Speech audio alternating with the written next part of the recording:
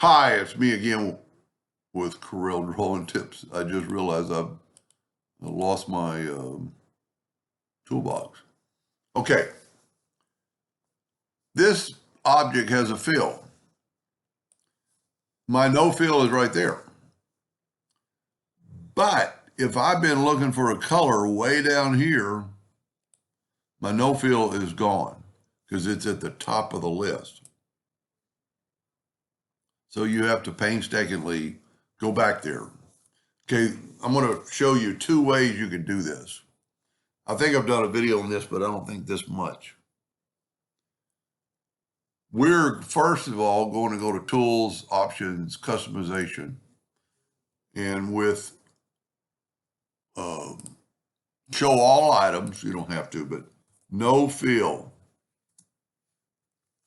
I think either one of these work. If you go to General, this says No Fill, Remove Fill, No Fill, Remove Fill from selected objects. So that's what we're going to use. I'm going to hold down the Control and the Alt button and drag it over here. I have to go OK.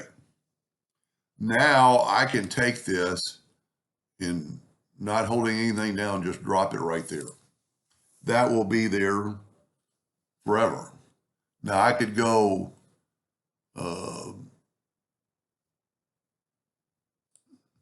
right there. I'm sorry if I didn't say when I was doing that. If you have this selected and you right click and customize toolbar item, caption and to the right of image, you can have just the image, or you could have the caption.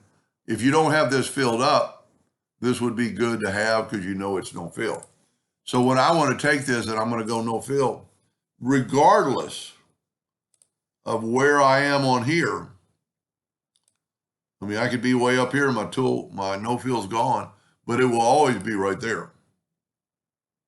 Now, if you want to get rid of that later on, and I think I'm going to keep it, but you could go customize and delete it, and it'll delete it. I'm going to leave it there. I kind of like that.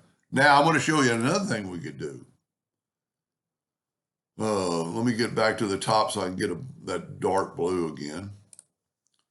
And I can make a macro. I can go to Tools, Scripts, or Macros. Yours, later versions are scripts, earlier versions are macros. Start recording. I'm going to call this No Fill. Say OK. As soon as I hit OK, it's starting recording. I've got an item selected. I'm going to go no fill it.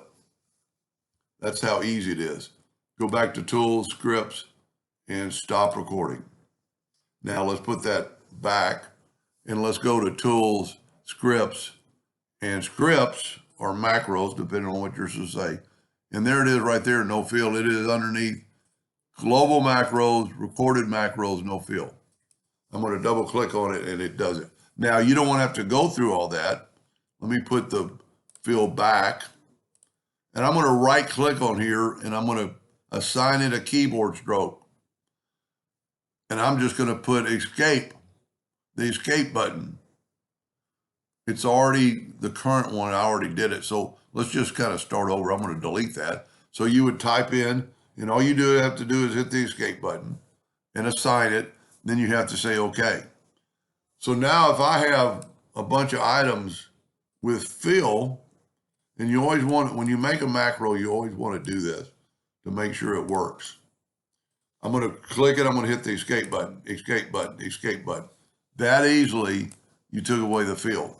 Instead of, I mean, it's a lot quicker, let's back up, than having to go, well, take that back. You could do this, no fill. But if you're not, let's say you're only going to do, they're really close together, and you only want, so if you want this one no fill and this one no fill, it's kind of hard to explain. You'd have to go no fill, click on it, go back to no fill, go back to no fill. So this way, if you have the escape button, all you do is keep your hand on the mouse and move it over and just move it over and hit it, no fill. I like it. It's pretty cool, but this also works up here. Anyway, I hope that helps somebody someday, and thank you for watching.